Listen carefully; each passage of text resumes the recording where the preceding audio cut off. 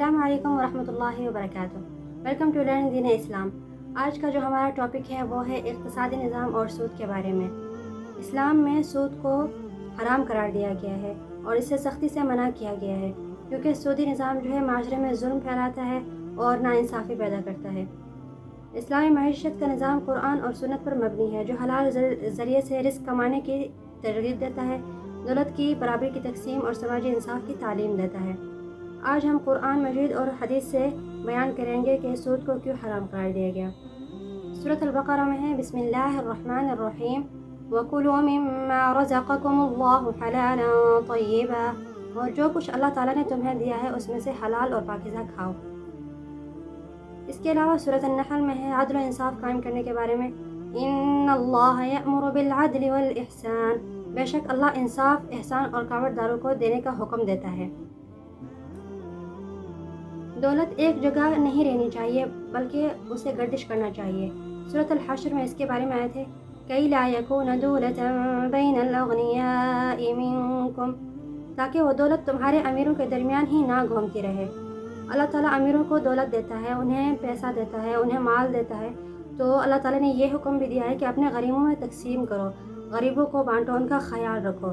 دولت ایک جگہ جمع کرنے کا نام نہیں ہے۔ سود اور ربا کی حرمت۔ سود اور ربا کو قرآن مجید میں سختی سے منع کیا گیا ہے۔ سود لینے والوں پر اللہ تعالیٰ نے جنگ کا اعلان کیا ہے۔ اس سے سورۃ البقرہ میں اس کے بارے میں آیت ہے جس سے صاف واضح ہوتا ہے۔ میں پڑھ کے سناتی ہوں۔ یا ایھا الذین آمنوا اتقوا اللہ وذروا ما بقی من الربا ان کنتم مؤمنین فإن لم تفعلوا فأذنوا بحرب من اللہ ورسولہ، اے ایمان والو، اللہ سے ڈرو اور جو سود باقی رہ گیا ہے اسے چھوڑ دو اگر تم واقعی مومن ہو۔ اگر تم نے ایسا نہ کیا تو اللہ اور اس کے رسول کی طرف سے جنگ کے لیے تیار ہو جاؤ۔ تو اس آیت سے صاف پتہ چلتا ہے کہ جو لوگ سود کھاتے ہیں یا سود کا مال نہیں چھوڑ رہے تو اللہ تعالیٰ نے ان سے جنگ کا اعلان کر دیا۔ تو سود بہت بڑا گناہ ہے، سود نہیں کھانا چاہیے، اسے قرآن میں منع کیا گیا ہے۔ اس کے علاوہ سورۃ البقرہ میں ہے الذین یأکلون الربا لا یقومون الا کما یقوم الذی یتخبطہ الشیطان من المس۔ سورۃ البقرہ کی آیت واضح کرتی ہے جو لوگ سود کھاتے ہیں وہ کھڑے نہیں ہوں گے مگر اس شخص کی طرح جیسے شیطان نے چھو کر پاگل کر دیا ہو۔ یہ سود کھانے والوں کا انجام ہوگا قیامت والے دن۔ صحیح مسلم میں حدیث ہے عن جابر قال لعن رسول اللہ صلی اللہ علیہ وسلم اکل الربا وموکلہ وکاتبہ وشاہدیہ وقال ہم سواء۔ حضرت جابر رضی اللہ عنہ سے روایت ہے کہ رسول اللہ صلی اللہ علیہ وسلم نے سود کھانے والے، سود دینے والے، اس کا حساب لکھنے والے اور اس پر گواہی دینے والوں پر لعنت فرمائی اور فرمایا یہ سب گناہ میں برابر ہیں۔ نعوذ باللہ۔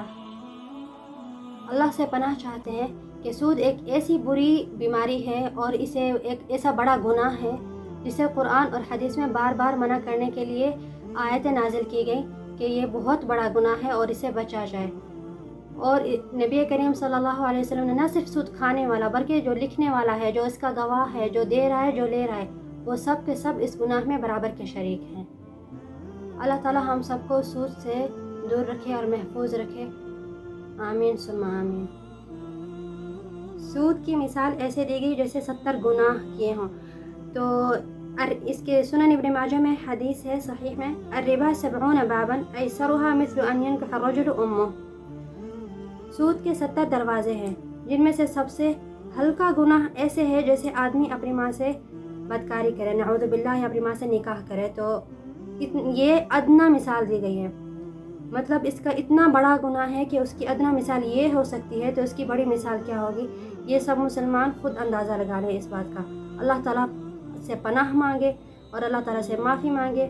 جو لوگ سود کھا چکے ہیں تو اللہ تعالیٰ سے توبہ کریں، اور جو سود کھانے والے ہیں وہ کھانے سے باز آ جائیں اور سود کو ختم کر دیں معاشرے سے، تو بہت ساری برائیاں خود بخود ختم ہو جائیں گی۔ اسلامی معیشت کا یہ اصول ہے کہ سود سے پاک لین دین رکھیں، مال کو پاک کرنے کے لیے فقراء کی مدد کریں، اپنے مال میں سے ان کو دیں، صدقہ خیرات کریں، رضاکارانہ جو امداد ہے وہ لوگوں کو دیں۔ تجارت میں دھوکہ، ملاوٹ اور جھوٹ نہ بولا جائے، یہ بھی حرام ہے۔ محنت کی قدر کرنی چاہیے. جو انسان اپنی محنت سے روزی کماتے ہیں تو اللہ تعالیٰ اس میں ان کے لیے برکت عطا فرماتا ہے. اسلام کا جو معاشی نظام ہے وہ خیر و برکت، عدل اور سماجی ہمانگی پر مبنی ہے. سودی نظام نہ صرف معاشرے کو تقسیم کرتا ہے بلکہ اللہ اور اس کے رسول سے جنگ کا اعلان ان لوگوں کے لیے کیا گیا ہے. ہمیں چاہیے کہ ہم حلال کمائی کو اپنائیں، سود سے مکمل پرہیز کریں اور اسلامی معیشت کے اصولوں کو اپنی زندگی میں اپنائیں. تو جس چیز سے اللہ تعالیٰ نے منع کیا ہے مسلمانوں کو چاہیے کہ وہ اس سے باز آ جائیں، کیونکہ ہمارے اسلام کا یہی تقاضا ہے کہ اللہ اور اس کے رسول کی اطاعت کرنا. اللہ تعالیٰ ہم سب کو سود سے پاک رکھے. باقی واللہ اعلم. السلام علیکم ورحمۃ اللہ وبرکاتہ.